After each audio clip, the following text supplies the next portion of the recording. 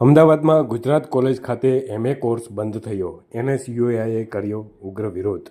અમદાવાદની ગુજરાત યુનિવર્સિટી ખાતે NSUIના કાર્યકર્તાઓએ મોટી સંખ્યામાં એકઠા થઈ અને અમદાવાદના લો ગાર્ડન ખાતે આવેલ ગુજરાત યુનિવર્સિટી સંચાલિત ગુજરાત કોલેજમાં MAના અચાનક કોર્સિસ બંધ થઈ જતા ઉગ્ર વિરોધ દર્શાવ્યો હતો અને સમગ્ર યુનિવર્સિટીના પટાંગણમાં નારેબાજી કરી કુલપતિ નિર્જા ગુપ્તાને આવેદનપત્ર આપવા માટે ગયા હતા.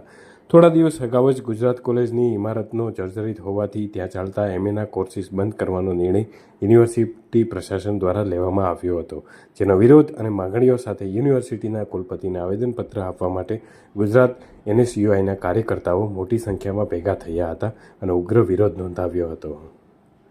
ગુજરાત સ્ટેટ NSUI મંત્રી છું. કયો વિરોધ છે, કયા કારણ છે? આ ગુજરાત સરકાર વિદ્યાર્થીઓના ભવિષ્ય સાથે કંઈક ના કંઈક ખેલી રહી છે. જેમ કે MSc અને MA બધા કોર્સના બિલ્ડિંગો અને પ્રોફેસર બધા છે, પરંતુ એ લોકો વિદ્યાર્થીઓને રિનોવેશનના નામે ભગાવી રહ્યા છે. વિદ્યાર્થીઓ માટે એડમિશન ક્લોઝ કરવામાં આવે છે बिल्डिंग, અને ऐसा बहाना दे रहे हैं कि बिल्डिंग क्लोज कर दी गई है, रिनोवेशन में डाली गई है.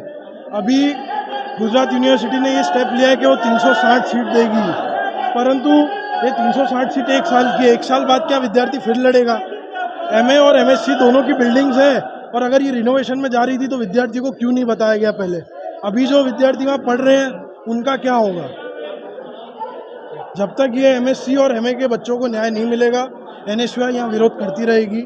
आज भी हम संख्या में आए हैं. जब तक ये न्याय नहीं मिलेगा हम इससे ज़्यादा संख्या में और आएंगे, और जब तक विद्यार्थी लड़ेंगे तब तक हम उनके साथ लड़ेंगे.